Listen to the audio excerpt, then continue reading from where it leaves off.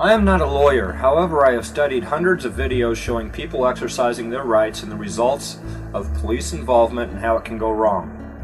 Laws ignored by the police leads to detainment or arrest from many different causes. The police are led to believe that they are in reality doing their job and have these extra powers due to daily briefings and policies rather than acting within the law. They have been told to do their job and to keep their income, that these illegal policies must be carried out to the letter, while all the time acting under policies set by higher authorities that could at any time fire them for not carrying out the illegal instructions they have been given. This does not mean the police are doing these things intentionally. It is only that they have been lied to and believe that they must comply to keep their jobs. This video is to help those that are bringing awareness to the masses that have been misinformed and are re-educating the public by actively challenging illegal policies set by all too many departments.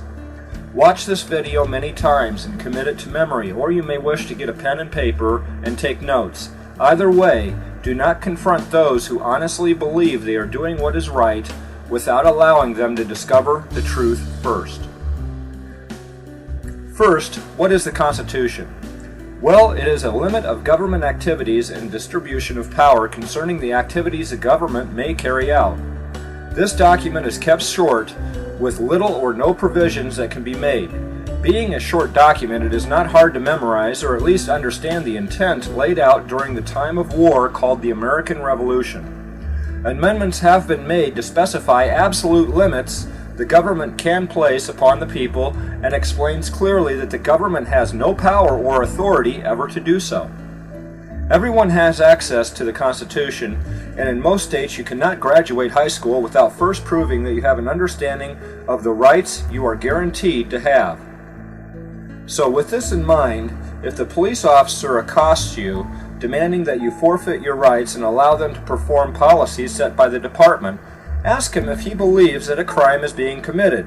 This normally gets one of two responses. I don't know, that is why I'm asking you for an ID and what you're doing here. Yes, you're standing around looking suspicious. Do not disagree with either answer. Tell the officer that you are happy to cooperate with the police and what exactly he thinks is wrong or what crime is being committed. Do not disagree with either answer. Tell the officer that you are happy to cooperate with the police and what it is exactly he thinks is wrong or what crime he believes is being committed. This will let it be known that you are cooperating, but you can better do that if you know what he is looking for and how you can help him. He will most likely demand an ID at this point, and no, you don't have to give it to him. However, continuing to stop here and allow this line of questioning to continue would only make him more determined to get your ID or place you under arrest for not providing it. Remember, he thinks he is doing his job. At this point, ask the officer if he is feeling okay or if something is wrong. He will again, no doubt, ask for your ID, but don't back down. Ask again if he's feeling okay and if there's something you can do for him.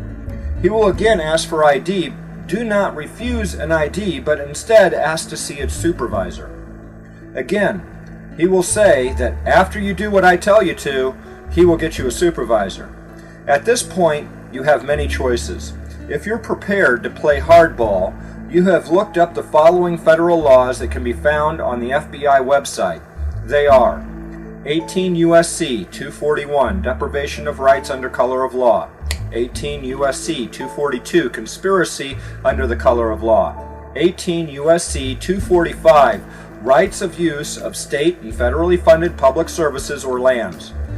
You will have these codes printed out and have them ready to turn over to the police officer at this time. Be polite. Apologize to the officer and explain that he is now served and he may wish to review the documents you have given him. Explain to the officer that you are perfectly willing to cooperate, and before this goes any further, you must speak to the supervisor.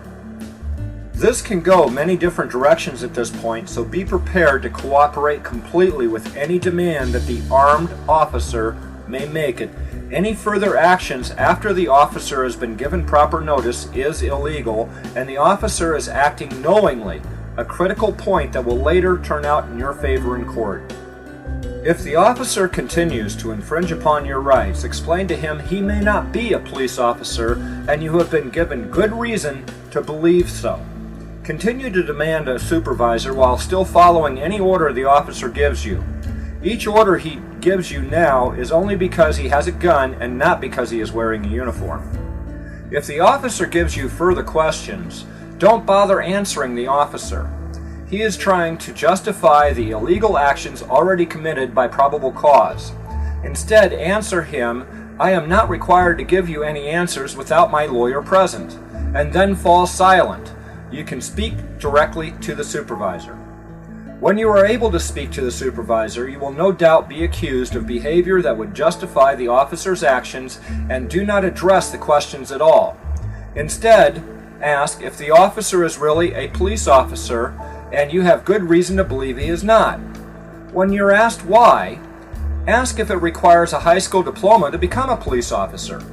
The answer would most likely be yes. At this point, explain that it requires a person to understand the Constitution of the United States to graduate high school, and the officer's action would cause anyone to question whether the officer is truly a police officer or an imposter.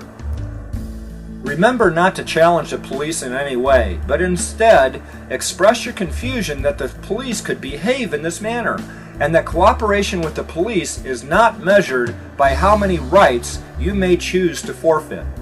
Remember that under the Fifth Amendment that you need answer no questions concerning any crime without a lawyer present, and that no crime has been committed, that there has been no crime the officer has claimed has been committed, and that any activity you may have been doing is a right, not a privilege, the police can restrict. Do not repeat yourself over and over again after you have made a statement. Fall silent. The police can do nothing at this point except break federal law and will most likely continue to do so if you continue to argue and explain. You can explain again if new officers arrive and asking the questions, but do not enter into a contest with them. Only make your claims to your rights and fall silent. Remember to keep the camera running, regardless of the laws in your state, due to the Supreme Court finding laws concerning police activity in public place covered by the First Amendment. If you are challenged and told that they are going to perform a search, demand a search warrant. Even with probable cause, according to the Constitution, they may obtain a search warrant, but are not authorized to perform a search without one without your consent. Remember, at all times, they are the ones with the gun, and any command they give you and you follow is then under duress. Exercising your rights cannot be converted into a crime. Try always to have witnesses with you, and as soon as possible, get an affidavit from each witness explaining the events.